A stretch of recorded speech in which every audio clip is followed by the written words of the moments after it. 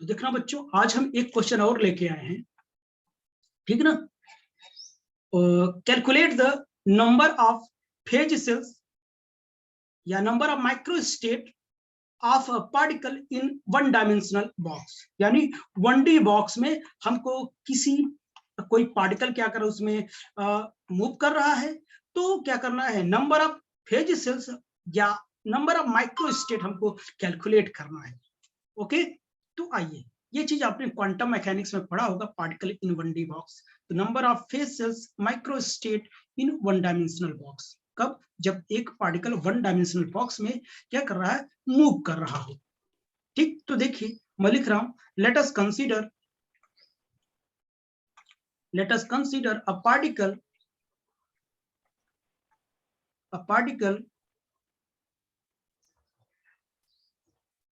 Particle of mass m is free to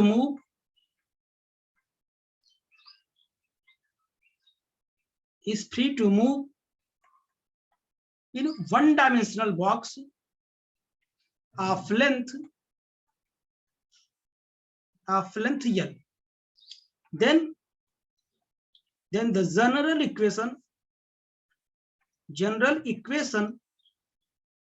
of the particle is given by तो हमने ये 1D box बना दिया, वन डायमेंशनल बॉक्स है। ये x will be equal to 0 first boundary, second boundary x will be equal to L। ये जो box की लेंथ है कितनी है, L है। जो पार्टिकल है हमारा, इसी में क्या कर रहा है, v वेलोसिटी से क्या कर रहा है, यहाँ पे मूव कर रहा है, जिसका मास कितना है, m है। ठीक, 1D बॉक्स में मूव करने के लिए क्या है, ये फ्री है। ठीक, तो इस पार्टिकल का जो जनरल इक्वेशन होता है वो किससे रिप्रेजेंट किया जाता है, साई से रिप्रेजेंट किया जाता है। साई इस पार्टिकल को, कैरेक्टरिस्टिक को बताता है, नेचर को बताता है। ठीक, तो psi x will be equal to a sin kx plus b cos kx। आपने क्वांटम मैकेनिक्स में पढ़ा होगा, अगर आपको याद होगा तो। ठीक, अब हम क्या करेंगे, बाउंड्री कंडीशन लगाएंगे using boundary condition.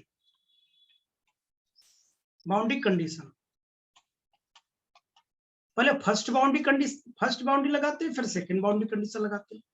First boundary में देखते हैं, ये psi X will be equal to 0 होगा, क्योंकि देखिए ये बाउंड्री है, इस बाउंड्री पर जो पार्टिकल का कोई भी नेचर नहीं मिलने वाला इस बाउंड्री पर, क्योंकि बाउंड्री के अंदर ही क्या करेगा, वो मूव करेगा। तो at x will be equal to 0 पर, x will be equal to 0 पर बाउंड्री होगा, तो साई x 0 होगा। ये क्या है, फर्स्ट बाउंड्री कंडीशन है।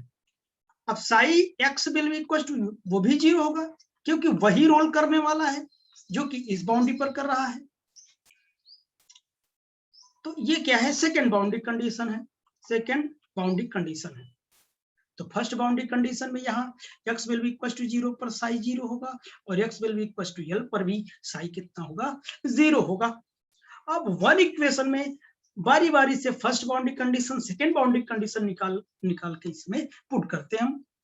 चलिए, साई x कितना है हमारा, बोलिए, a sin kx plus b cos kx। पहले फर्स्ट बाउंड्री कंडीशन लिखाते हैं, फॉर फर्स्ट बाउंड्री कंडीशन। तो क्या होता है, psi x will be equal to 0 at x will be equal to 0। तो रख देता हूं, ये 0 हो जाएगा, यहां 0 रखोगे तो a sin, डायरेक्ट लिखू क्या, साइन 0 की वैल्यू 0 आएगी, और कास यहाँ x कास 0 की वैल्यू 1 आएगी, तो b हो जाएगा, यानी b will be equal to कितना आएगा, 0 आएगा। अब बताइए, फॉर सेकेंड बाउंड्री कंडीशन के लिए, सेकेंड BC के लिए लगाऊं तो क्या हो जाएगा, सेकेंड BC के लिए क्या हो जाएगा भैया, सेकेंड BC के लिए साई 0 होगा, क्योंकि साई x 0 है at x will be equal to L पर। तो जहां जहां x है वहां पर हम L रखेंगे। a साइन कितना KL प्लस यहाँ पे b की वैल्यू पहले 0 से मैं निकाल चुका हूं, तो 0 हो जाएगा, यानी a sin K L will be equal to 0 होगा, 0 होगा, हाँ होगा। तो अब देखना,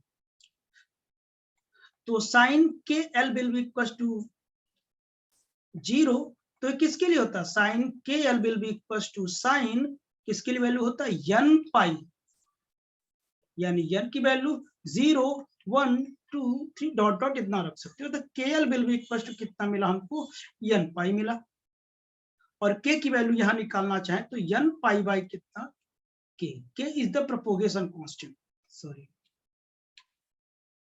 ये हो जाए k is the propagation constant.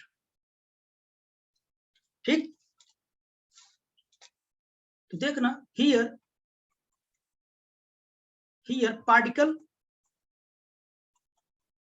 particle is free to move, then we assume that it is free from force, then it's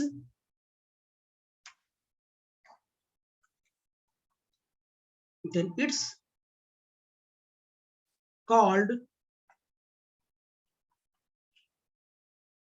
kinetic energy, then it's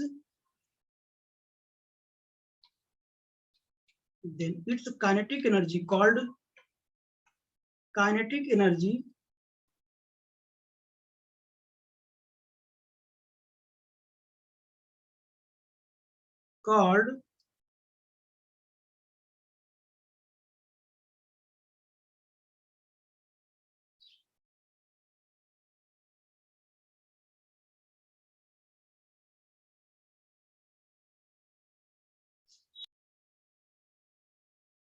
total energy।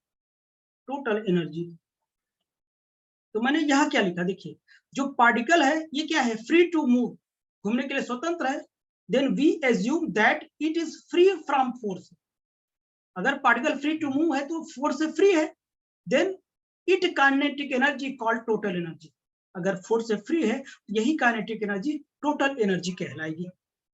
जब टोटल एनर्जी कहलाएगी तो वो जनरली जानते हैं लोग, तो उसमें ज्यादा तमाशा करने की आवश्यकता नहीं, तो काइनेटिक एनर्जी हो जाएगी, एनर्जी पी स्क्वायर बाई कितनी होती है, 2m होती है ना। अच्छा, और आपको पहले से ही पता है, और डी ब्रॉगली से कहें तो P will be equal to h by lambda होता है। अगर मैं इसमें कहूं 2 पाई का मैं मल्टीप्लाई कर दिया और 2 पाई का मैंने डिवाइड कर दिया, और K will be equal to क्या होता है, 2 पाई बाई कितना होता है, लैम्डा होता है, this is the propagation constant. तो P will be equal to, आप बताएं मैं क्या लिखूं, इसे मैं क्या लिख दूं, इस पूरे टर्म को क्या लिख दूं मैं, क्या लिख दूं क्या, तो एच के बाई कितना हो जाएगा, 2 पाई हो जाएगा, होगा। अच्छा, अब देखना, तो P की वैल्यू मिल गया, अब यहां से देखता हूं, E will be equal to P square by 2m, P की वैल्यू यहां पे पुट करता हूं मैं, H square K square by 4 pi square into 2m, तो इसे मैं लिखूं H square K square by कितना, 8 pi square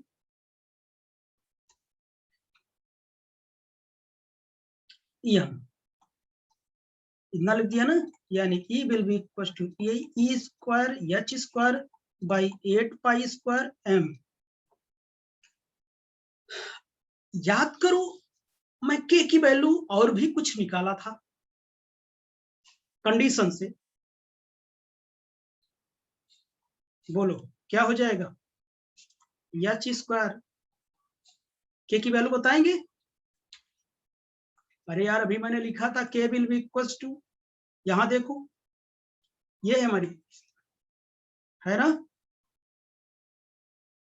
K will be equal to n pi by कितना, L है, तो यहाँ पे मैं रखूंगा E will be equal to h square by 8 pi square m, और k स्क्वायर की जगह क्या हो जाएगा n पाई बाई l का स्क्वायर।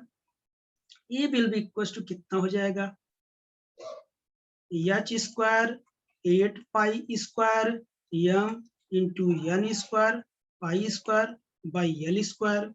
तो ये कट जाएगा, पाई स्क्वायर से पाई स्क्वायर कट जाएगा।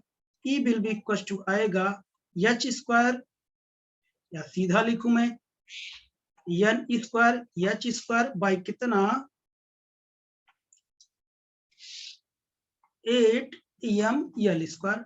आप ये एनर्जी आप साथ जानते होंगे, इससे रूबरू होंगे आप, ठीक, आप जानते हैं ये एनर्जी। तो अगर एनर्जी है तो यहां से अगर मैं n की वैल्यू निकालना चाहूं, अगर मैं यहां पर n की वैल्यू निकालना चाहूं तो n की वैल्यू कितनी आएगी बेटा? चलिए मैं दूसरे पेज में करता हूं, ठीक। तो देखना बच्चों कितना आया था, E बराबर n square h square by कितना 8 ml स्क्वायर, यही तो आया, ठीक। तो ये एनर्जी मैंने बताया कि एनर्जी आप जानते हैं, ये सबको पता है। यहां से मैं n निकालना चाहूंगा, n स्क्वायर हो जाएगा तो कितना हो जाएगा बोलिए 8 स्क्वायर बाई कितना h स्क्वायर। अगर मैं n निकालूं तो ये पूरा रूट लग जाएगा, रूट लग जाए तो इसे मैं डायरेक्ट लिखता हूं। तो बताइए, देखना मैं लिखता हूं 2l बाई h रूट में 2me, ठीक, 2me हो जाएगा, इतनी वैल्यू आएगी निकालने पर। और इसी को मैंने बताया था, अगर नंबर आप माइक्रोस्टेट लिखना चाहते हैं इसी को आप लिख सकते हैं, ये omega E will be equal to 2l by h root में 2me। याद करो हम स्टार्टिंग में ये निकाल चुके थे हम, ठीक। तो the number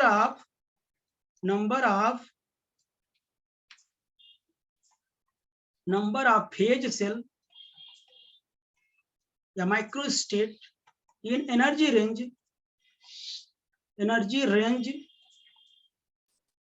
E to E plus DE। हम क्या करते थे, इसी को डिफ्रेंशिएट करते थे, डी ओमेगा E बाई कितना हो जाएगा DE हो जाएगा। इसको जब मैं सॉल्व करूंगा तो आएगा L बाई एच आएगा, L बाई एच आएगा,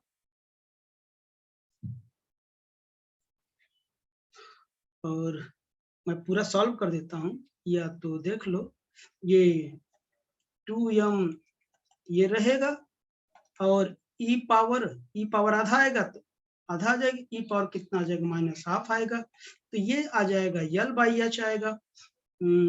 और ये रूट में ये नीचे चला जाएगा तो 2m बाई कितना E इंटू, और इसको इधर उठा लाता हूँ DE, तो कितना हो जाएगा डी ओमेगा E हो जाएगा। ये नंबर आप क्या हो जाएगा माइक्रोस्टेट, और number of phase cells in energy range E to E plus DE। Okay बच्चों, आई होप कि ये टॉपिक आपको समझ में आया होगा। तो ये क्वेश्चन था बेटा, एक बार मैं और भी टॉपिक करके पढ़ा था, तो ओके आज के लिए बस इतना ही, ठीक, ओके बाय।